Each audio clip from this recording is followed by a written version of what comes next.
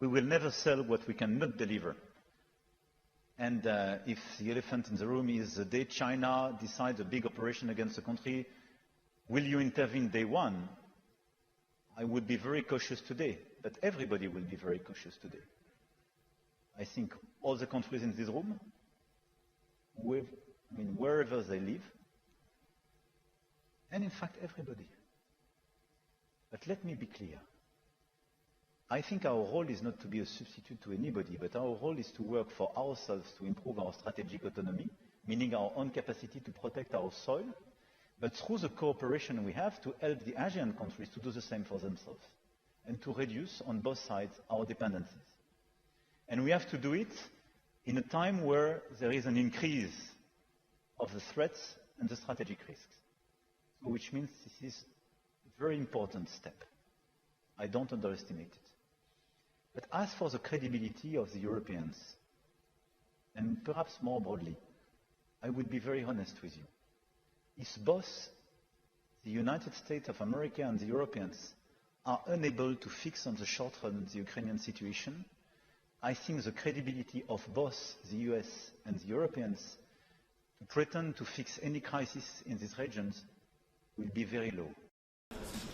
Chairman, Presidents, Prime Ministers, Prime Minister dear Lawrence, Ministers, Members of Parliament, Ambassadors, Generals, ladies and gentlemen, I want first to thank Prime Minister of Singapore for his hospitality and commitment to the strategic partnership with France.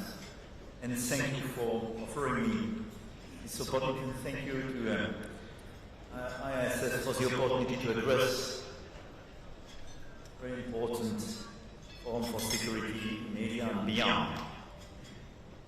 And I have to say, I received an invitation for your predecessor, Lawrence, in 2018. And I have to confess this evening that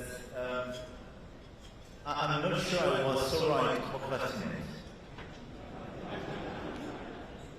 Because for sure, it would have been easier to come in 2019 and deliver a speech on all these topics. Nevertheless, I'm here in front of you, and I will try to share some convictions.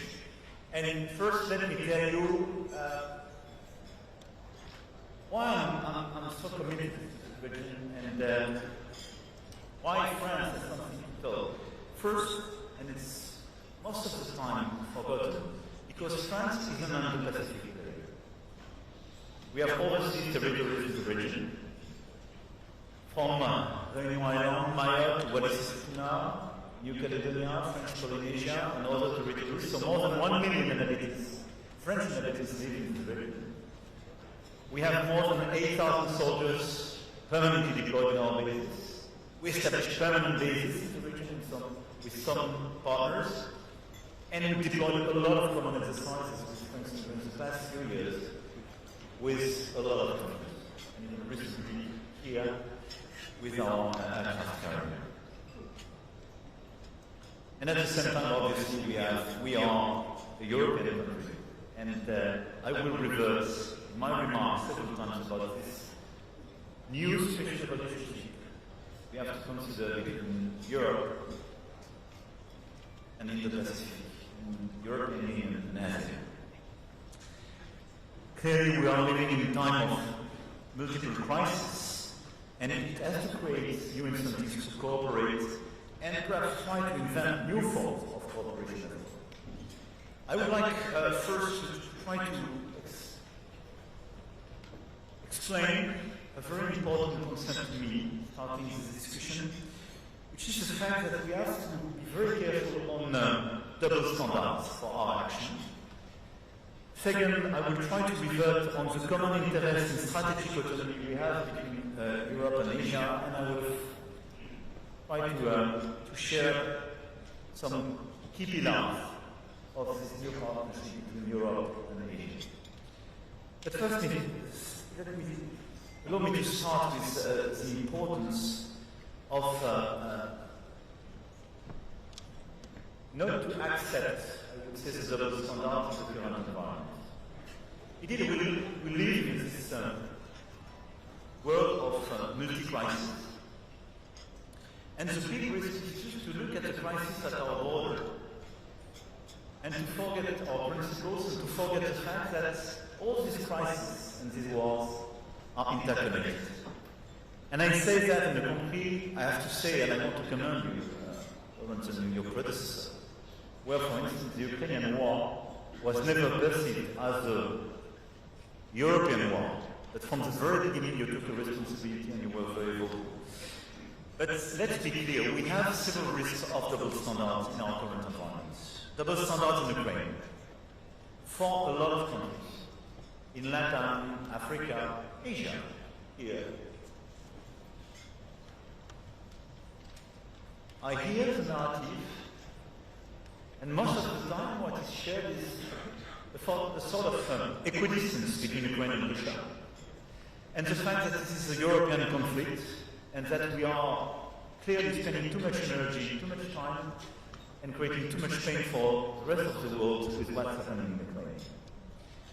Allow me to say this is a total mistake.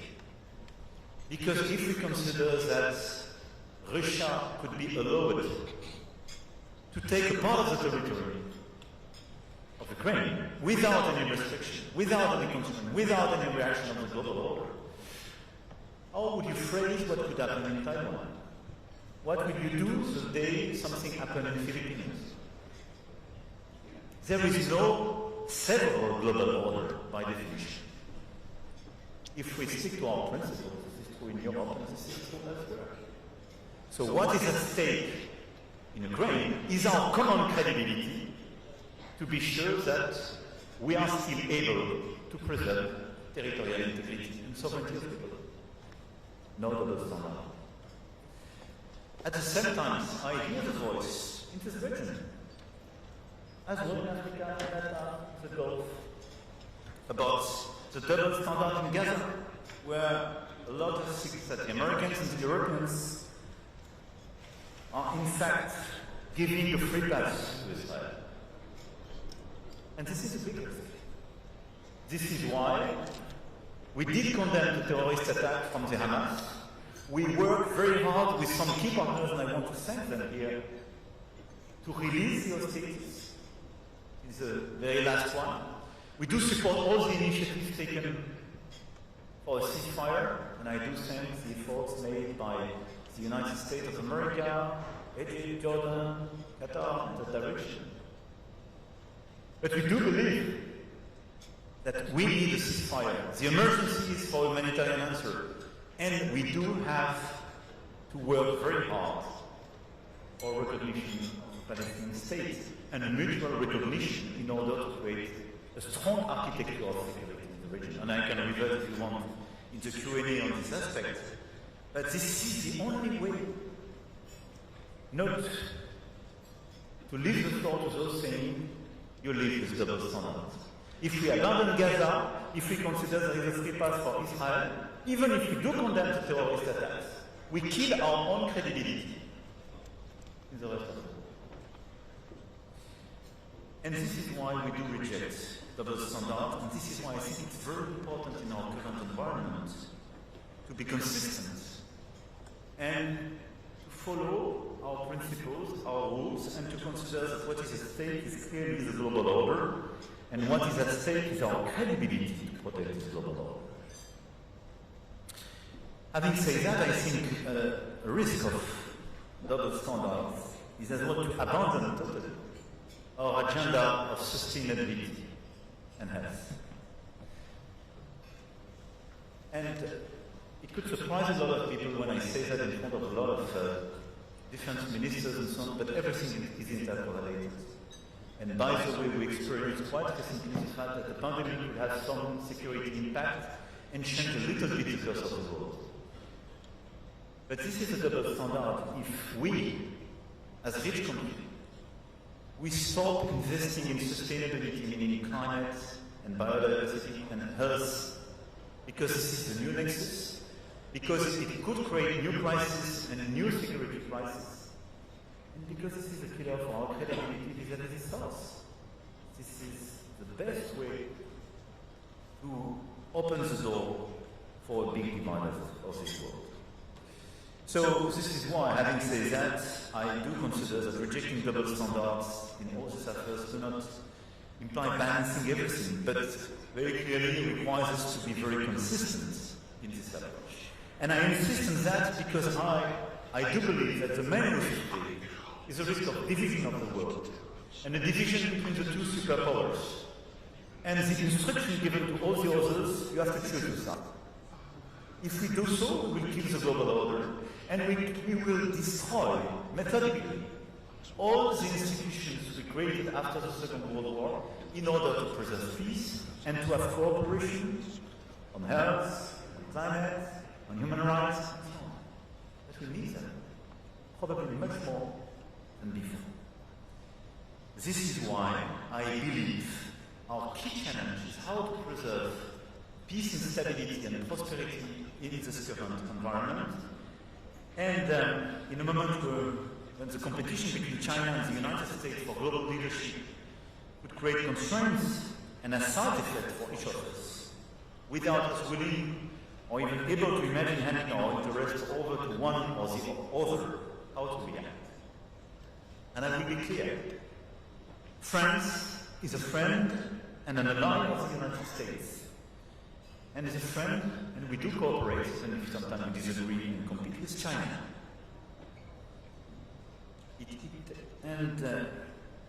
I do intend to remain so, loyal, with a demanding approach of our own interests. But France is not as attached to what is essential for herself: strategic autonomy, freedom of sovereignty. And we do defend this approach for Europe and for Indo-Pacific, which means we want to cooperate, but we don't want to depend. We want to cooperate, but we don't want to be instructed on a daily basis what is allowed, what is not allowed, and how our life will change because of the decision of a single person. And the commitment by France is part of a long-term commitment. It's a singular voice, faithful to a certain idea of peoples and their independence, which General de Gaulle set out in 1966 in his speech in Phnom Penh. And this idea remains the compass of France, and we intend to continue being a force for peace and equality. Having said that, I do believe that Europe and Asia, this is my second point, have common interests in this very moment. And a common interest to follow this line of strategic autonomy. First, because we live the same challenges. We have the challenge of revisionist countries that want to impose, under the name of spheres of influence, in reality, spheres of coercion. Countries that want to control areas from the fringe of Europe to the archipelagos in the South China Sea at the exclusion of regional partners, oblivious to international law. Countries that want to appropriate resources, whether fishing or mineral, and crawl out others from their benefit. Countries that want to impose on free countries their foreign policy choices or prejudice their allies. No way for this field of coercion. Second, we have the challenge of terror, an enduring mutual grievance that remains all too present, and we saw it very recently again in the region. And it is compounded by the alarming propensity of countries to resort to force, including between heavily armed states, as we saw it as well very recently. Third, we live in a time of a potential erosion of long-time alliances, whose credibility and clout is under threat. Alliances, by the element of balance they brought, had been essential to maintain stability in Europe and Asia. And the sense that their promise might not be ironclad is ushering in a new instability. We see it every day. And the credibility of the alliances, which is to be confirmed, is a very important point in stability. Fourth, we have now a big risk of nuclear proliferation. This is why the situation in Iran is so critical. And this is why we do consider that the work which is being done by the United States of America and Iran is so critical. And this is why, especially the E3, wants to be a reliable and consistent partner in order to avoid any type of nuclear proliferation in Iran. Because it would trigger all sorts of justification to proliferate elsewhere with a domino effect. But let's be clear, the situation is very challenging as well in Europe. When Ukraine, the country that renounced nuclear weapons in 1991, is the one that Russia is repeatedly invading, how could there not be a second start?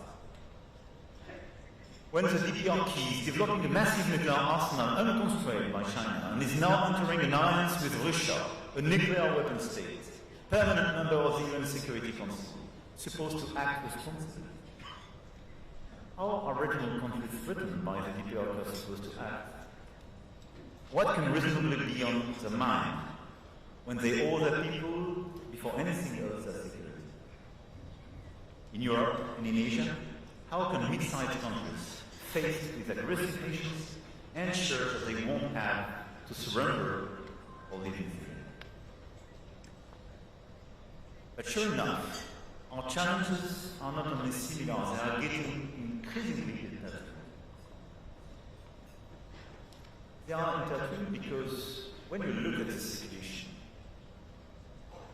during the past few years, I had objected to NATO having any role in Asia, because for me, N is for North Atlantic.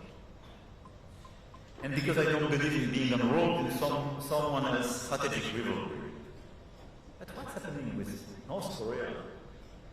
Being present alongside with Russia on the European soil is a big question for all of us.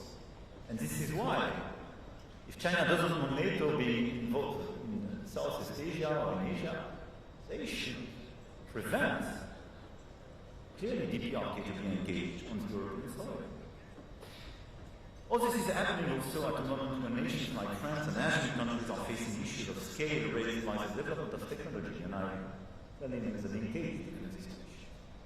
Our challenges are intertwined because we do face the same reality. Whether we are talking about AI or space, scale is obvious. And in these two critical dual-use technologies, the first reach scale will be much more competitive and will drive out the others. And we can't lose the race. And this is why, by the way, we want to team up with Singapore on all these issues, and we have a very strong partnership. But this is how we are clearly linked together in these common challenges. Another race we cannot afford to lose is that of hybrid warfare. With cyber and disinformation, there is a clear attempt to undermine our democracies, our social cohesion, sometimes even our territorial integrity. And all this is done with underlying geopolitical aims. And clearly, this is the same here and in Europe.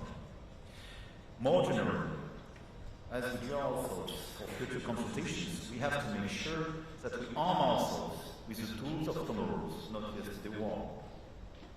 And let's be clear, both ASEAN and Europe are impacted by the unpredictability of the new tariff approach and the end of a rule-based order for our trade. And this is something which will impact our prosperity, our capacity to finance our defense efforts, and something which will request much more cohesion. All these challenges I've just mentioned are the perfect illustration of the fact that we are living in a time where what we have to do is to face these challenges and to take into consideration that both the Europeans and the Asians are much more intertwined than we thought. But the question now is how to act concretely in order to deliver this strategic autonomy agenda. This is a challenge for Europe, this is a challenge for your region, and this is a common challenge. Because this is the only way to preserve freedom, prosperity, and security. Let me start by Europe. We cannot overestimate the depth of the mental revolution brought about by Russia's aggression and the concerns about alliance. But let's be clear, I have advocated for years more independence, more sovereignty, more strategic autonomy for all Europe. Let's be clear, there was a doubt during 3 years.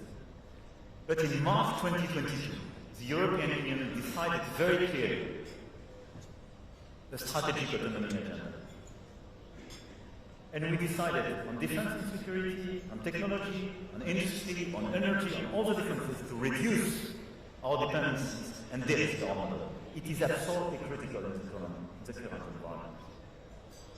And during the past few months, based on the work we coded with the British Prime Minister, the coalitions of the leaders, and the strong coordination with some leaders, with Chancellor of Germany, Prime Minister of Poland, but a whole bunch of countries of the European Union, and a lot of allies, we built this coalition of the willingness regarding the Russian war in Ukraine.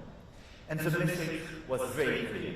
We will work together to the very end to provide security guarantees to the Ukrainians, to build a robust peace in this region of the world, and to reinvest on our own defense and security, because Russia will remain an existential threat for us. This is the second wake-up call after 2022. And what we will do, what we are doing, is to increase till 3.5% GDP our defense expenditure. Probably we will go further and faster. But this is the willingness of the Europeans to build their independence in terms of defense and security, which is consistent with the request and the fair request of the United States of America, which is to say, you should take more of the burden for your own security. We cannot afford anymore with all the expenditures for your security. A third of the expenses on the eastern flank of NATO is taken by the US. We need the Europeans to do much more for themselves. But at the same time, we need the Europeans to be much more independent for themselves. Meaning building their own capacities and capabilities, developing their own industries, and working by choice with the US, with partners in the region, but not depending on anybody, especially for our own security. This is our agenda. This is the agenda of strategic autonomy. In parallel, this is what we want on AI, what we want on technology and industry. We want to increase our strategic autonomy. It will request a lot of investment, and obviously, it will request as well a much more competitive Europe. This is why, and I link this to agenda, it's an emergency to accelerate the competitiveness agenda of the European Union, because this is the only way to make the security agenda and the autonomic strategy agenda credible. Meaning we have to deepen the single market, we have to streamline our regulations, sometimes to kill some of these regulations to be much more attractive, and we have to accelerate our capacity to build new single market, especially in finance with capital market union, especially to fund what I'm saying with private money, to be much more efficient on energy. Second, we want to build new partnerships. And it's part of the strategic autonomy. And based on the assessment that between ASEAN and Europe, we have these common challenges, these common threats. We want to work more actively on a common agenda. France presented in 2018 an Indo-Pacific strategy based on our capacity to propose a third way, which is to say, a lot of you are afraid and concerned by the respect of the liberty of sovereignty. Liberty of navigation, respect of your sovereignty, and so on. For good reasons, we do share this. But you don't want to be confrontational with China. We do share the same approach. And the third way we do share with a lot of countries present in this room is the basis of our Indo-Pacific strategy, which is how to preserve an open environment, rule-based order in the region. And we want to be a reliable partner for that. This is the core of the bilateral commitment we have with Singapore, but with a lot of countries of the region, and exactly what we did during the past few years. Common exercises, common capacities, more common programs, etc., etc. De-risking, no confrontation, but clearly strategic autonomy in Indo-Pacific strategy. And we are working on a new strategic review, and a new Indo-Pac strategy will be issued in the weeks to come. And in parallel, we raise at the European scale this approach, because we issued now 4 years ago a European Union's Indo-Pacific strategy, which follows exactly the same line, and which is the best illustration of our common commitment. And very clearly, we want to go further, particularly with India, the Asian countries, and the members as well of the Trans-Pacific Partnership. For me, this new approach is very important, and we discussed yesterday with the Prime Minister and with a lot of countries here. If we team up, we represent a third of global growth, even more in terms of trade. We have a lot of credible players. Some of them have dependence capacities. Let's work together on this agenda of strategic autonomy. Let's work in an open way, in a genuine way. Let's engage with everybody which is available. But let's work very closely on defense, security, and all the building block of our value chains to be sure that we de-risk our model. Let's work to have as well trade cooperation, new trade agreements. Because if between EU and the Trans-Pacific countries we have such an agreement, it's extremely powerful for the rest of the world. Third, having spoken about Europe, about the alliance between Europe and this region, what to do together, new coalitions, new agreements, and how to reset the new rule-based order. 70 years ago, the London Conference was for many the opportunity to express their rejection of the logic of blocks and to express their desire to find their own way. The time for non-alignment has undoubtedly passed, but the time for coalitions of action has come and requires that countries capable of acting together give themselves every means to do so. We must show consistency where others practice the double game. And this is exactly my call tonight at the Shangri-La Dialogue. Let's build new coalition for open trade, open dialogue to de-risk our models, stable environments, and new coalitions to stabilize open and rule-based order. The rules must remain the inviolability of borders, respect for sovereignty, refusal to use force as a means of domination, and we must cultivate the spirit of independence and the desire for cooperation. And saying that, I have a feeling almost to quote the DNA, to describe the DNA of Singapore. But this is exactly what we need. With, in fact, the offer to both the US and China to join such an approach. But we cannot just remain seated and say, okay, there is no more WTO. What do we do with life? Okay, we are not so sure that we have the full-fledged guarantee in the existing alliance. What do we do? We want to act. We want to preserve our stability, our peace, and our prosperity. So let's work together. Let's build a positive, new alliance between Europe and Asia, based on our common norms, on our common principles. Our shared responsibility is to ensure with others that our countries are not collateral victims of the imbalances linked to the choices made by the superpowers. Our response must be to relaunch our efforts to develop sustainable trade, respectful of common social and environmental standards, and step by step, the European Union is building this network of new generation agreements. This is what we want to do with Asian countries and CPT. I do believe indeed that based on such an approach, we can deliver very credible and concrete results. And I believe that based on such an approach, we can convince the others to join us, given our magnitude and our credibility. This is, for me, the content of the strategic autonomy we have to deploy now in Europe, and we have to cooperate on this basis with the region.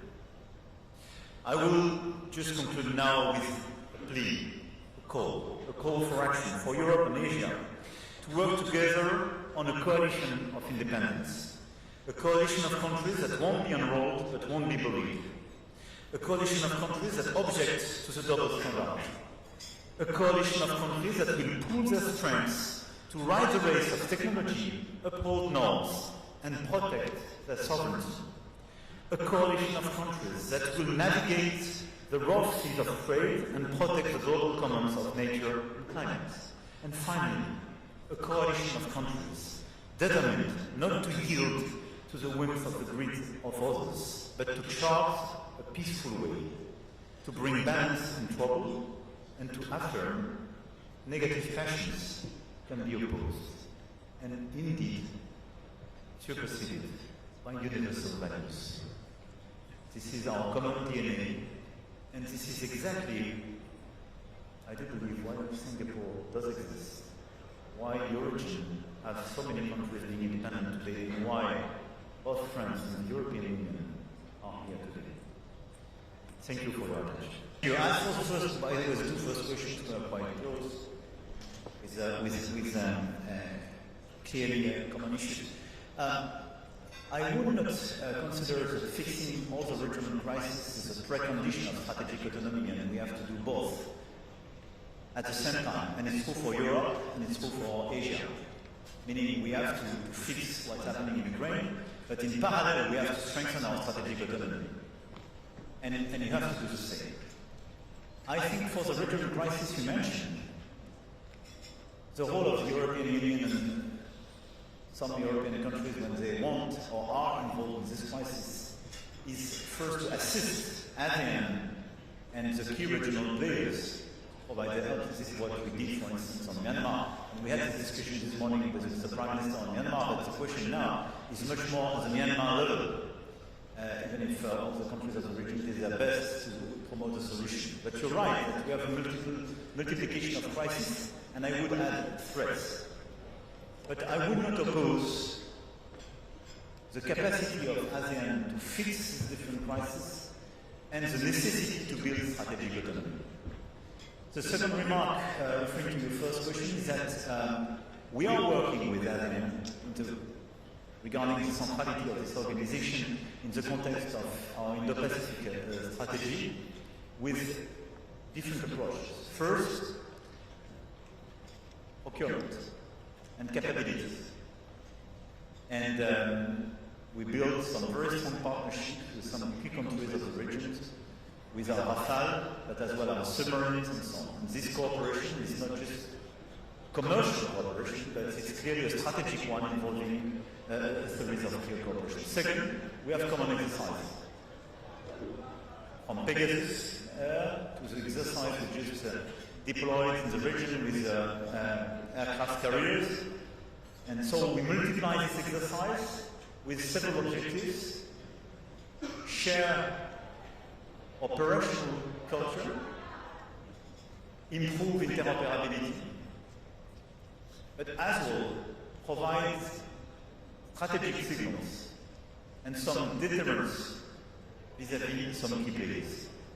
And this is the way we can deliver. As for your question, but this is as well a bridge towards the second question on the military credibility of the European in the region. Let's be clear. We will never sell what we cannot deliver. And if the elephant in the room is the day China decides a big operation against a country, will you intervene day one? I would be very cautious today, but everybody will be very cautious today. I think all the countries in this room, wherever they live, and in fact everybody. But let me be clear. I think our role is not to be a substitute to anybody, but our role is to work for ourselves to improve our strategic autonomy, meaning our own capacity to protect our soil but through the cooperation we have to help the Asian countries to do the same for themselves and to reduce on both sides our dependency.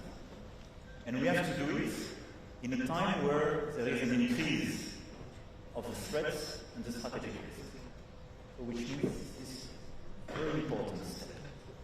I don't underestimate it. But as for the credibility of the Europeans, and perhaps more broadly, I would be very honest with you. If both the United States of America and the Europeans are unable to fix on the short run the Ukrainian situation, I think the credibility of both the US and the Europeans pretend to fix any crisis in these regions will be very low. Let's be honest. Because till now, all of us say what happened in Ukraine is a clear violation of international law. What happened in Ukraine is unacceptable. Everything we describe for all the regional threats, not to mention them linked to China. And we are ready to help, to finance, to provide capabilities, but we are till now ready to sacrifice till the very last Ukrainian soldiers.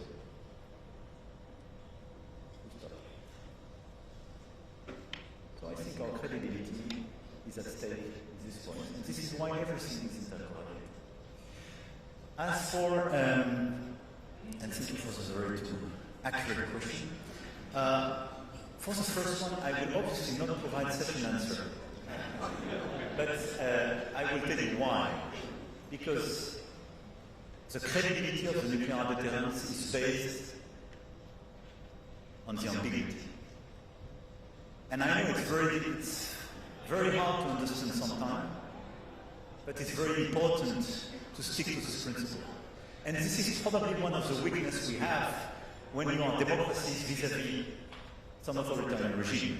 And this is probably a mistake we made at the very beginning of the conflict in Ukraine when we disclosed too many constraints vis-à-vis the opponents. And this is why, more than 1 year ago in February 2024, in Paris, I request for restoring strategic ambiguity and stop excluding so many options from the European side.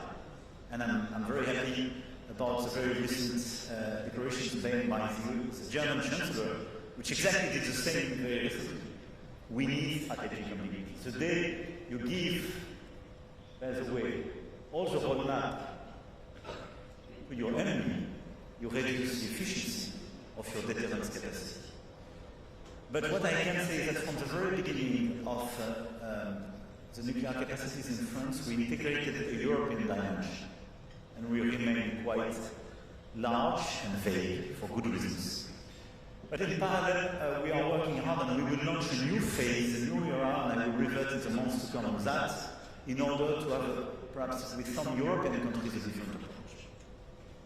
As for South Korea, I think this is a very fair question, and this question is very legitimate. If I were South Korean, that would be my first question. Which is, in fact, if guys, you fail to contain the capacity of North Korea to get nuclear weapon, am I sure that I'm still safe? And am I sure the day I will be attacked, you will not fail to protect me?